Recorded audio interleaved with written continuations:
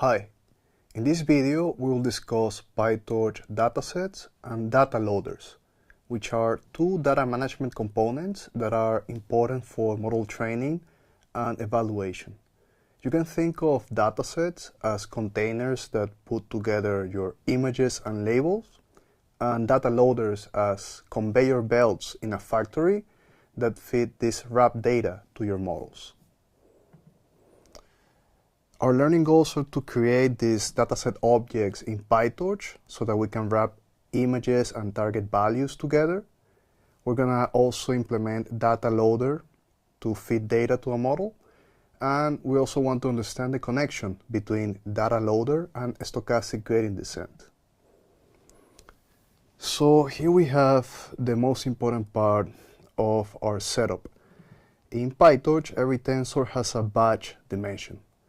This is because computing devices, GPUs or CPUs, process a group of images together, and these are loaded in the random access memory at the same time.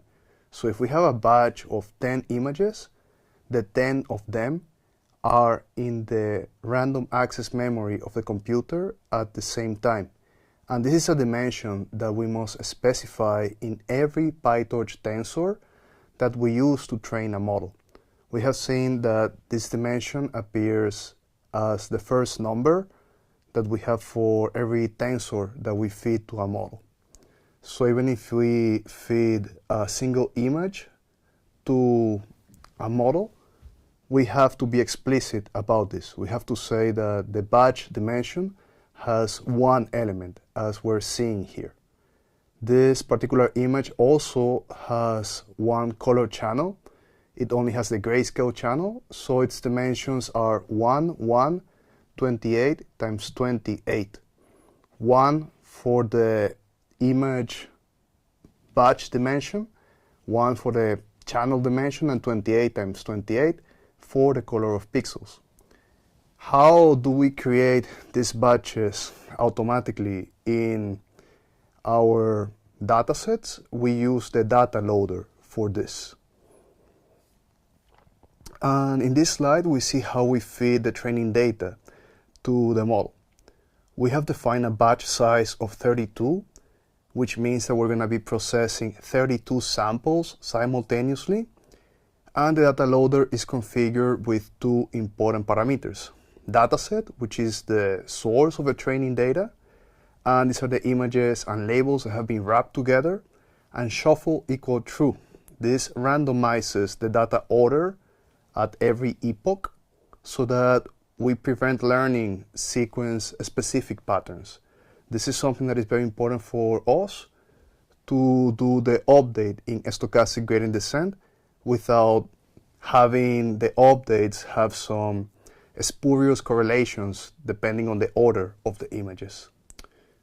Notice that we're also doing a couple of instructions to manage the usage of the memory. We're using model2 device to move our model to either the GPU or the CPU. We move it to the GPU if it's available. And this is a crucial step for GPU acceleration. The green tick box reminds us to check the available GPU RAM using the command NVIDIA -SMI, which will help us prevent out-of-memory errors. We don't want to create batches that are bigger than the available memory that we have in our computer. So we have also the training loop. We have this syntax for images, labels in train loader that allows us to loop automatically through the data in each batch iteration. A critical detail is that both images and labels must be moved explicitly to the same device as the model is operating on. So a common mistake to avoid is forgetting to move these inputs or labels to the computing device where we have the model. So the batch size of 32 is something that is very standard. It's something that you will see as the default choice in many samples of code that you find online. This is because it's a power of 2. We index memory on the device faster if we use a number that is a power of 2. But there is something very important to consider, and that is that the batch size affects the model convergence. It might be that in some datasets, the model will converge faster and to a lower minima in the loss, while using a smaller batch size than in others. This is something that we need to explore in a particular dataset. The batch size has a deep connection with the stochastic gradient descent. Notice that the batch size affects how many data points we consider before we compute the gradient of the loss with respect to the current weights. And something that we see in this particular example is that we're shuffling the data in the training set, but we're not shuffling the data in the validation and test set. This is because it's unnecessary to shuffle the data on the validation and the test set.